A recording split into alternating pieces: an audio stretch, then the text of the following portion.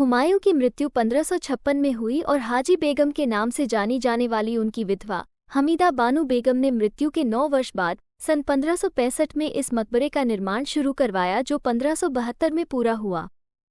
पूर्ण मुगल शैली का ये प्रथम सुस्पष्ट उदाहरण है जो इस्लामी वास्तुकला से प्रेरित था।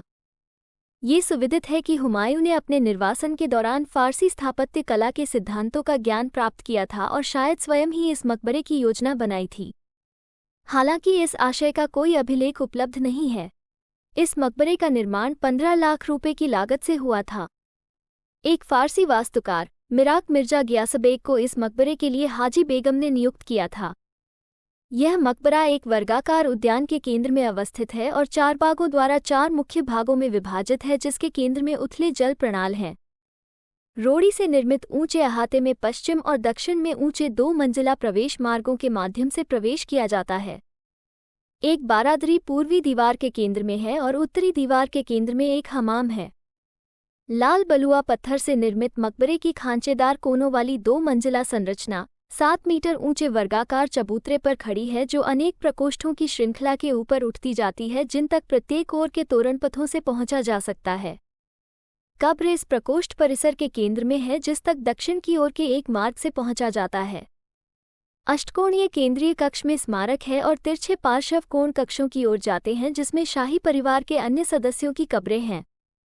बाहरी रूप से मकबरे का प्रत्येक पार्श्व, इसके ऊंचाई वाले हिस्से संगमरमर के बार्डरों और पैनलों द्वारा अलंकृत हैं और उनमें 3 चाप वाले आलों की प्रधानता है। बीच का आला सबसे ऊंचा है। छत के ऊपर केंद्र में ऊंचे प्रबलित दोहरे गुंबद के चारों ओर स्तंभयुक्त मंडप बनाए गए हैं। केंद्रीय अष्टकोणीय कक्ष में स्मारक है, जिसके आसपास विकर्णों पर अष्टकोणीय कक्ष हैं और पार्श्वों में चापित लाबी है। इनके द्वार छिद्रित आवरणों से बंद हैं। प्रत्येक पार्श्व 3 चापों से घिरा है। केंद्रीय चाप सबसे ऊंची है। दूसरी मंजिल पर भी यही वास्तुयोजना दोहराई गई है। संगमरमर के दोहरे गुंबद से आच्छादित छत के चारों ओर स्तंभयुक्त छतरियां हैं।